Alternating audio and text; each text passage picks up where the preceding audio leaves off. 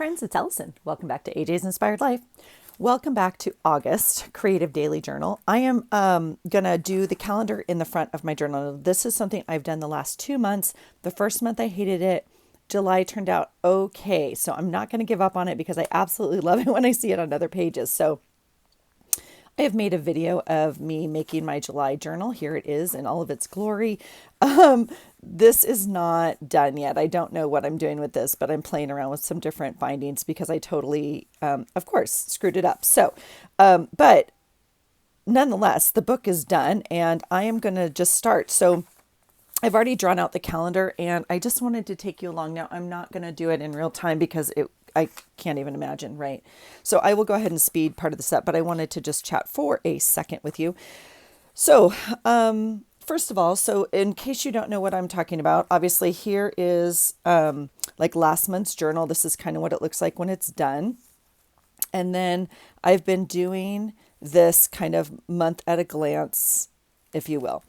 Now, some people do that in their planner. That's not going to happen for me, obviously. And I'm really enjoying it. It gives me a chance to use up a lot of the little tiny stickers that I'm not going to use. I don't use them in my journal. In my planner necessarily. I kind of plan out my weeks and then, I don't know. I don't go back necessarily. I mean, there's a lot of writing in my planner because it's my working planner. So I kind of do some decorating and then that's kind of it. So anyway, so I am enjoying this and it's giving me, like I said, an opportunity to use some stuff. Now, first of all, I've gone ahead and drawn out a month. It has too many days, an entire row too many days. And so that's okay. No, the squares are not the exact same. I just penned this in. This box is obviously way smaller than this box. Is that okay? Absolutely. Okay.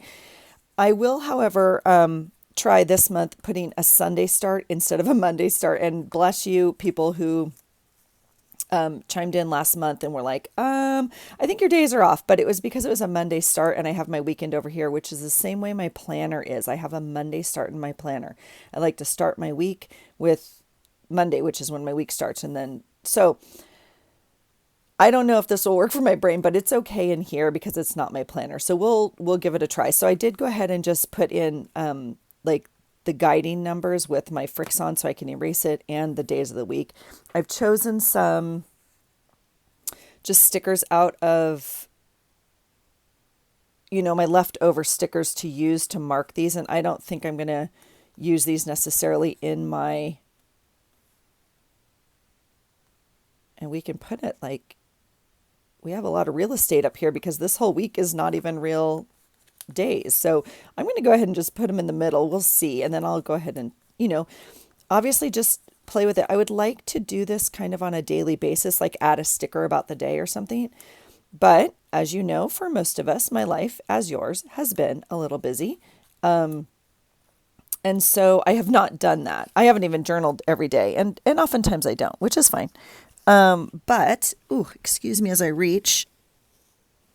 Oh my goodness, that was a little bit further of a reach than I expected. Really quickly, I'm going to take this and I'm just going to add it to my junk. This is my true junk trash journal. I know when people say, oh, you make a junk journal or whatever. This is truly mine. It has nothing in it. It has no purpose except to hold glorious tidbits like this. And so it just gets put in normally kind of to a page that I open it on. And for whatever reason, it turns out perfect. Like that. That's perfect. Look at the colors and the circles. Now this I'm just going to wrap over, which again, it's not. This is actually sandpaper, which I stenciled on. And so it's not super happy to stick on there. So that little sticker is going to need some help on there. So we'll do that. We'll help it out a little bit. I might even give it a little clip. Okay. And then this one will just go, like here. Okay. And that's really all I do in this book. But yeah, it's looking great. Okay. So I'm going to go ahead and I think just add the numbers for now. And then if I find a title or something, I'll maybe add it. But I think that's going to be it. So I'm probably going to speed you up here in a minute, but we can chat for. There has not been one time that I don't screw up something making this journal. So don't be surprised if I get a number wrong or something. It's okay. It's all, it's all changeable and all the kind of good stuff. These numbers, I believe are from Lynn at Love Lynn's Life in one of her monthlies from her Patreon.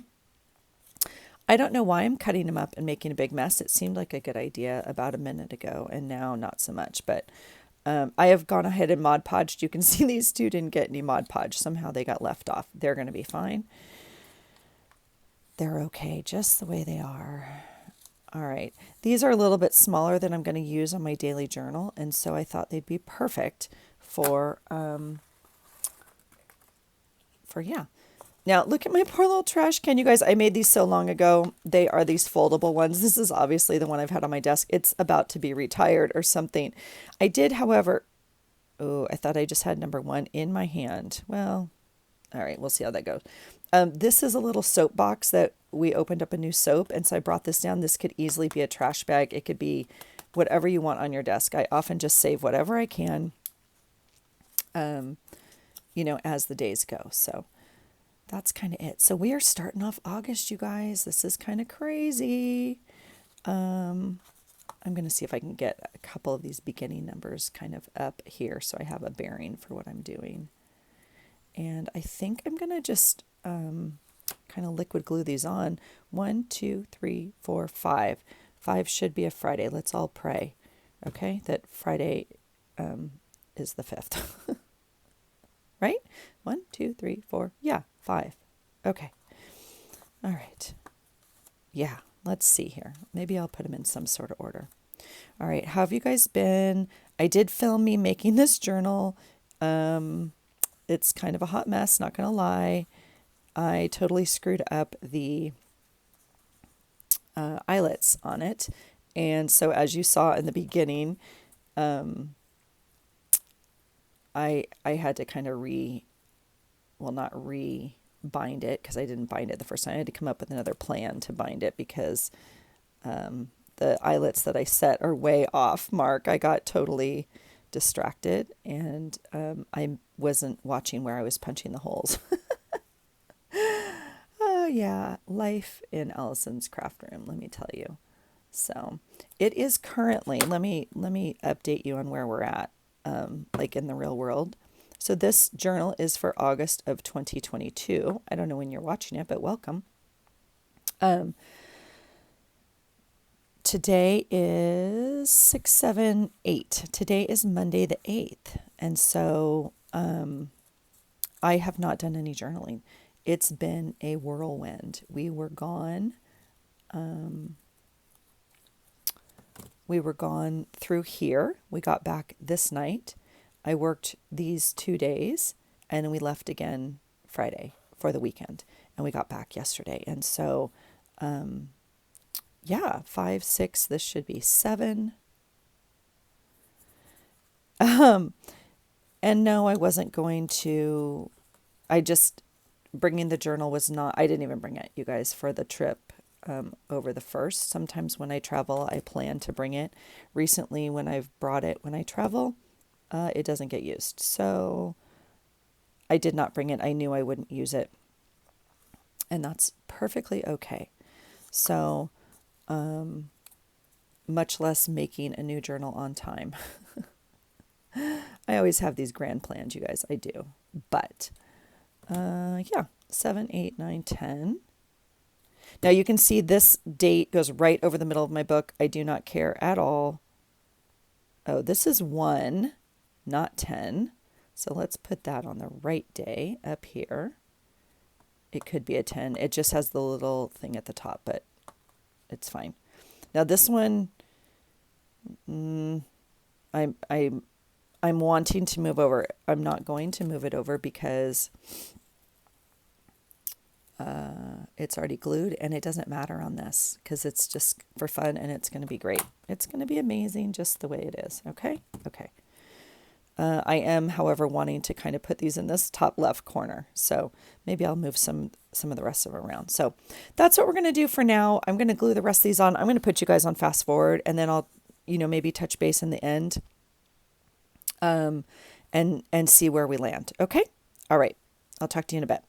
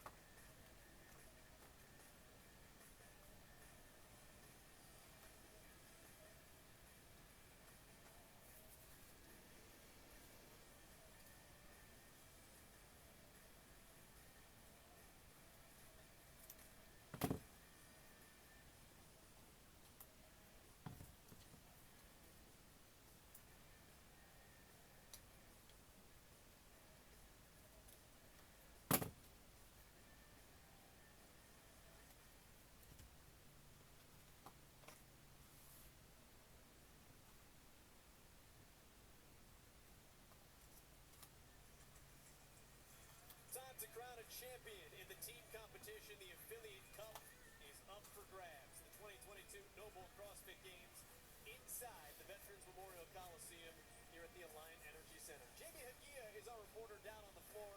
Jeremy Austin, the 2009 CrossFit Games champion, Tanya Wagner. My name is Joel Godet. Coming into this, everyone expected one team to be at the top of the leaderboard.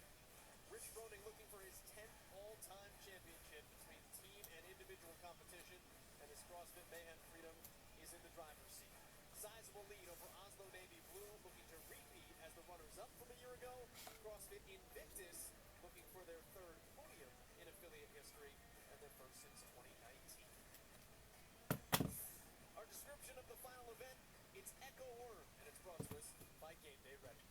Echo Worm for time. 50 and 75 calories on the Echo bike, 50 for the ladies, 75 for the men, and then onto the worm, which we haven't seen too much of. 30 worm squats, followed by clean and jerks, followed by thrusters, then into 20 synchronized bar muscle-ups in conga line fashion with all 4 team members, and a 14-minute cap for their final event.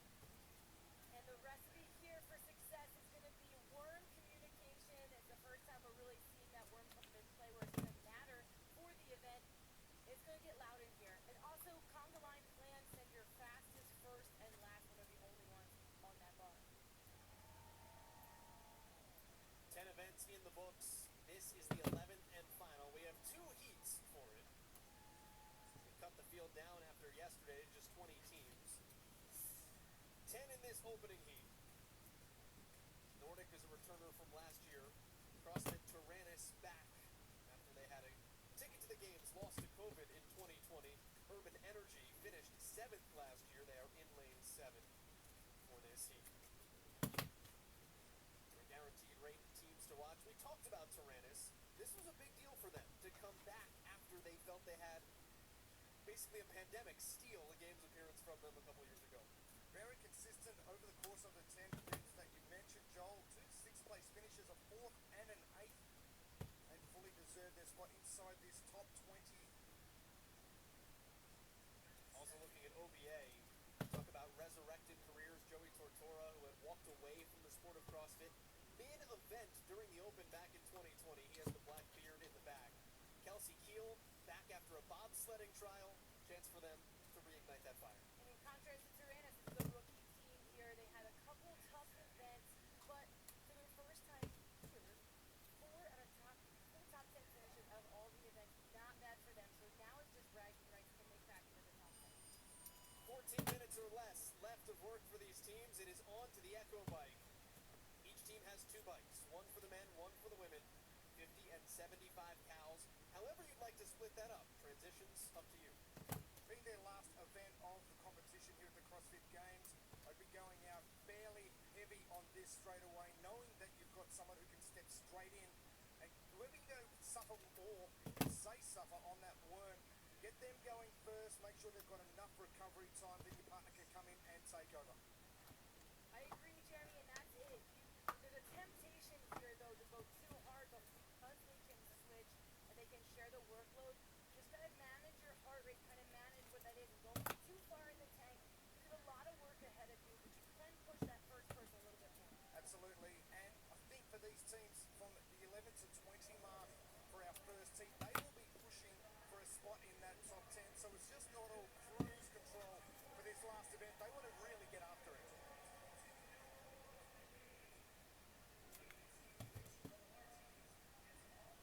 A minute in here, you've seen a handful of transitions. How many transitions are we talking about? Is it basically splitting it in half, or you're breaking it up more? I think it's going to depend on your capabilities on the Echo bike. If you're someone like Tortora, who is really efficient and really powerful on a bike such as the Echo, they'd be looking at one change only, but it's going to depend on your capabilities. So if you're getting on and off, it's going to be fairly quick anyway, so transition time's going to be cut down. Game Day Ready is an official sponsor of the 2022 Noble CrossFit Games. Scan that QR code on your screen or visit trycono.com. That's trycono.com today. Game Day Ready. Similar to other team events, really, it all depends on your male and female pairs, because it's a match timing this that you're done at the same time. So transition just gets you in club with each other is what's most important. Hand in the air signifies 5 calories remaining on the bike. 1 cal left for Ashley Wosby, and here comes OBA. Open Box Athletics, the former CrossFit Supercharged in Philadelphia, Pennsylvania. They're going to work with Milford, who just got in over the cut last night. They were the 20th of 20 teams to advance their bottom of the street. This is the part now in this event where things can get hairy. They've all worked with the worm. They've had an opportunity to practice with this for a long time, and they get a chance to shine right here. There's a lot of temptation to hold on to that. We'll see which teams do and which teams break strategically. 30 worm squats to open this up, then advance onto 30 worm clean and jerks, and then advance onto 30 worm thrusters, all broken up into sets of 10 as you march down the floor. Tony Vicini from Milford, very good strategy on that first set of worm thrusters. He was at about a 45-degree angle, and he was able to communicate well with his team, although they must be in sequential file, or Indian file if you like. He had this massive 45-degree turn. He's got that head turning now, but he had the whole body in a position where he could communicate really well with all of his other team members. Did you put the communicator in front, in back? Who does the talking when you set up the work? I think it's going to depend on how loud the arena is. A lot of people in the Alliant Energy Centre right now in the Coliseum, but whoever's got the loudest voice probably. Or you send with the first person because that's the visual with the hand. Just depends what you've worked on, what works best for your team. But the biggest thing is just keeping this worm together and moving as a unit. The athletes that are similar in height have the best advantage to this. That's Nordic on the left side of your screen. Milford on the right side of your screen. Opposite ends of the floor. Leading the way here on the 30 worm clean and jerk.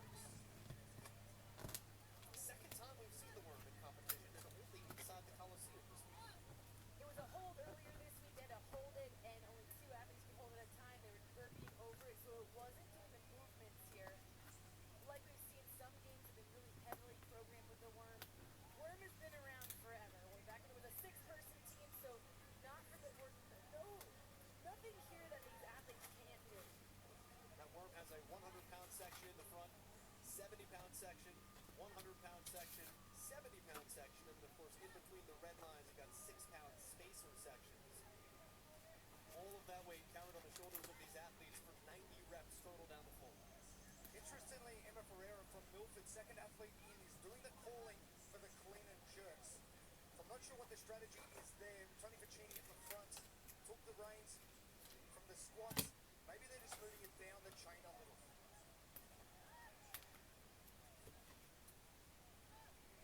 Emma Ferreira.